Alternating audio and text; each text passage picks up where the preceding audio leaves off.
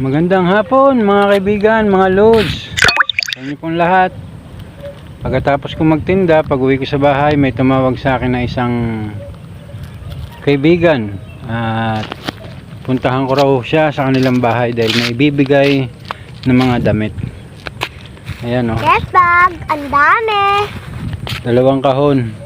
Saka isang plastic. Pilihan na lang daw namin. May plato pa. Sayang din naman kasi kung itatapon lang. Shoutout sa nagbigay.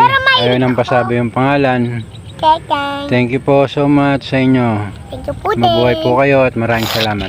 I love you too. Ayan. Ang aking bulilit. Kasama ko pa. Bulili? Okay, ayan po. Palubog na po ang araw. Ako hindi pa. At kami uuwi na. Medyo malayo-layo pa ang aming lalakbay. Opo. Kasi malayo pa bahay namin. Bye-bye po.